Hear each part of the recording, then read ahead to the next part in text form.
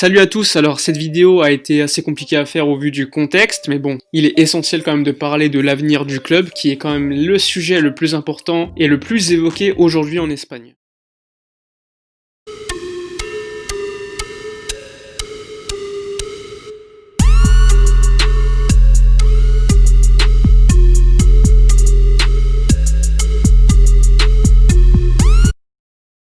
On va pas se mentir, ça fait déjà quelques mois, quelques années qu'on voyait un certain déclin du FC Barcelone, que ce soit au niveau sportif, économique ou encore au niveau de l'image, ce qui est quand même très important pour de tels clubs. Alors on pensait avoir touché le fond avec la défaite 3-0 à la Juventus, puis la remontada contre la Roma, puis contre Liverpool encore une fois l'année dernière. Eh bien non, c'est bien cette année que le Barça a touché le fond, que ce soit au niveau sportif avec aucun titre gagné et surtout une performance ridicule encore une fois en Ligue des Champions. Ce qui est quand même assez rageant, c'est de voir que tous les problèmes qu'on avait déjà évoqués lors de vidéos précédentes, eh bien on les a vus lors de ce match contre le Bayern Munich. Donc en quelque sorte, la défaite, l'humiliation même contre le Bayern Munich, ça a été le match de trop et le match qui nous a permis, enfin au monde entier, de pouvoir enfin voir la gestion du club qui a été catastrophique lors de ces 10 dernières années. Disons que ce résultat contre le Bayern Munich, d'une certaine façon, c'est les conséquences de cette gestion catastrophique avec une planification sportive, enfin planification j'ai envie de vous dire, il n'y en a pas eu, ou une très mauvaise, mais évidemment il ne faut pas dédouaner non plus les joueurs qui ont été ridicules encore une fois. Alors certes, on savait déjà depuis quelques mois que Quique Setién allait quitter le Barça, qu'il n'avait pas réussi à tenir le vestiaire, mais alors pourquoi la direction continue avec Quique Setién en Ligue des Champions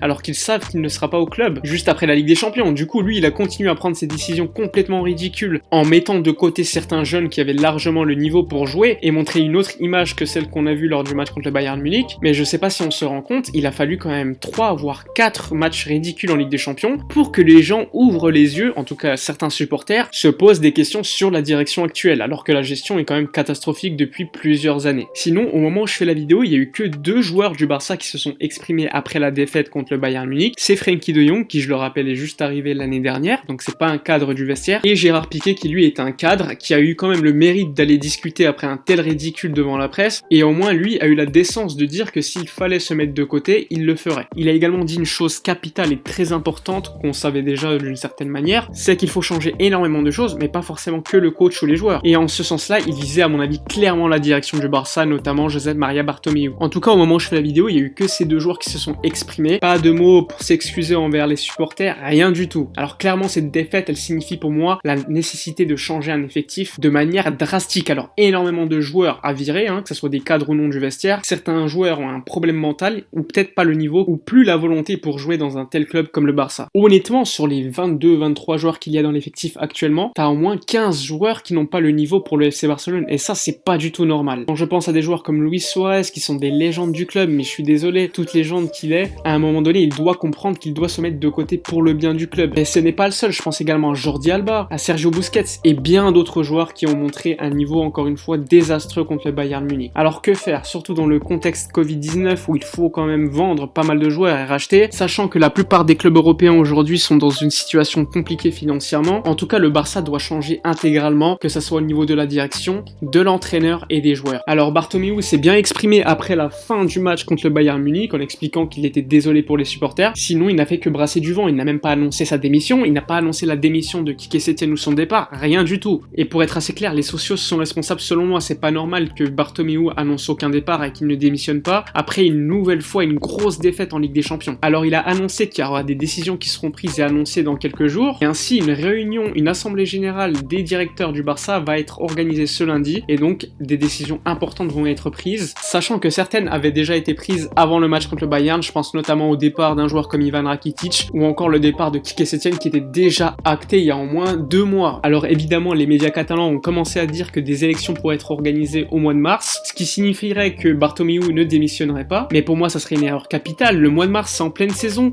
comment veux-tu qu'un nouveau président arrive et construise un effectif? Ça serait encore une fois perdre une saison supplémentaire avec un effectif vieillissant. Il me semble que c'était le 11 le plus vieux que le Barça avait mis en Ligue des Champions contre le Bayern, plus de 29 ans, et ça c'est clairement pas normal pour un club comme le Barça qui aspire à tout gagner. La presse italienne, elle, a commencé à évoquer le possible départ d'Eric Abidal et d'Oscar Gros, qui est le CEO du FC Barcelone, donc il a un rôle très important dans les décisions qui sont prises, et évidemment ils ont annoncé le départ de Quique Setién, mais ça on le savait déjà. Alors concernant les élections, ça va être compliqué, surtout au vu du contexte Covid-19, il faut faire déplacer plus de 100 000 socios vers Barcelone vu que le vote électronique n'a pas été mis en place. Et donc dans le cas où Bartomeu annonçait sa démission, des élections seraient organisées dans à peu près un mois. Et que se passe-t-il dans un mois? C'est la reprise du championnat d'Espagne. Donc très compliqué. Une nouvelle fois, le Barça est dans une situation très délicate et j'ai bien l'impression que quelle que soit la décision qui va être prise, le Barça va être en difficulté. De toute façon, le Barça a besoin d'être reconstruit sur 2-3 ans. Je pense pas que le club puisse se reconstruire en un an, hein, tout au vu du contexte actuel. Alors on peut commencer à se demander qui va être le prochain coach du Barça. Alors ce qu'on sait, c'est que ça fait déjà quelques semaines que Pochettino parlait de manière très intense avec Bartomeu pour éventuellement devenir le coach du Barça. D'ailleurs, il avait donné une interview à la presse espagnole pour s'expliquer de ses propos l'année dernière où il disait qu'il n'entraînerait jamais le FC Barcelone. Finalement, il est revenu sur ses propos. Pochettino, on le rappelle, qui était l'ancien coach de l'Espagnol de Barcelone. Et à Barcelone, une telle décision après une telle débâcle, pour moi, ça passerait pas, ça serait le summum. Et je pense pas que Bartomeu irait prendre ce risque. Surtout que je ne vois pas l'intérêt pour Pochettino de venir comme coach du Barça pendant un an, sachant que l'année prochaine, il va partir avec le nouveau président. Pochettino, pour moi, il ne deviendra pas le coach du Barça, même si je peux me tromper. Alors, qui reste-t-il? Xavi Hernandez, lui qui coach encore une fois Al Sadd au Qatar et qui a accepté de prolonger avec une clause Barça. Mais soyons clairs, Xavi Hernandez, il lui faut quand même un certain temps pour mettre en place son projet et il n'accepterait jamais de venir au Barça si Josep Maria Bartomeu est encore le président du club. Donc Xavi, on oublie, il y a Koeman qui est le coach des Pays-Bas et il y a l'Euro l'année prochaine. À mon avis, il va pas prendre le risque de partir et abandonner la sélection hollandaise pour aller dans un tel bourbier. Donc j'ai bien peur que ça soit difficile de trouver un candidat solide, capable de reconstruire l'équipe, de virer énormément de joueurs et d'avoir suffisamment de pouvoir sur un vestiaire qui a énormément de pouvoir aujourd'hui. Il faudrait en plus que ce coach accepte de devenir entraîneur sous Bartomeu, sachant qu'il reste un an avant qu'il quitte son poste de président, à part s'il démissionne. Mais bon, Bartomeu, s'il démissionne, ce qu'il faut savoir, c'est qu'il a énormément d'intérêt dans un projet qui coûterait énormément d'argent au Barça, c'est l'Espagne Barça avec la rénovation du Camp Nou notamment. Alors, au moment où je fais la vidéo, je pense que Bartomeu ne va pas démissionner et annoncer des élections au mois de septembre, mais je peux me tromper, mais j'espère de tout cœur qu'il va quand même annoncer sa démission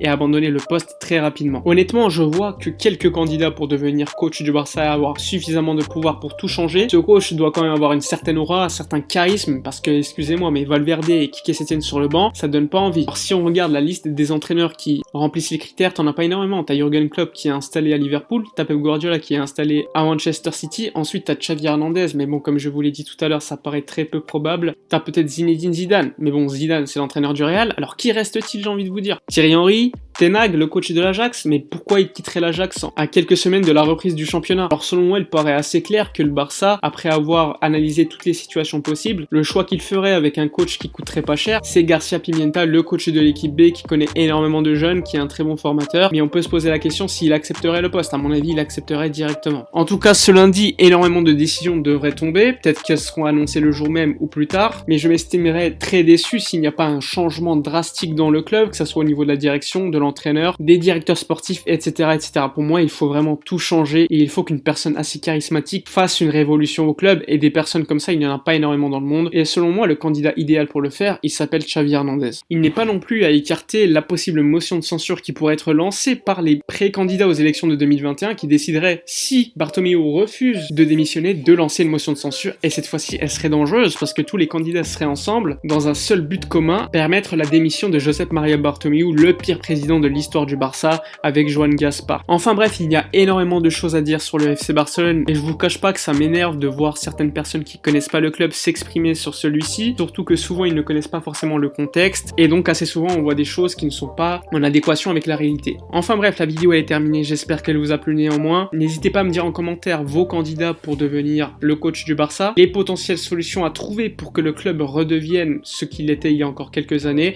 D'ailleurs, j'ai sorti une vidéo sur Johan Cruyff qui donnait des clés, des réponses à certains problèmes qui existaient déjà à l'époque et qui recommencent encore une fois à être constatés aujourd'hui, donc la boucle se répète d'une certaine manière. N'hésitez pas non plus à vous abonner à la chaîne, c'est très important, de lâcher un petit pouce bleu, de la partager à vos supporters Blaugrana et j'espère de tout cœur que le club retrouvera sa superbe et qu'on pourra une nouvelle fois vivre de grandes soirées Ligue des Champions, mais cette fois-ci non pas dans la peau de la victime, mais de l'agresseur. Enfin bref, je vous dis à plus, à bientôt pour une prochaine vidéo et d'ici là, comme d'habitude, portez-vous bien.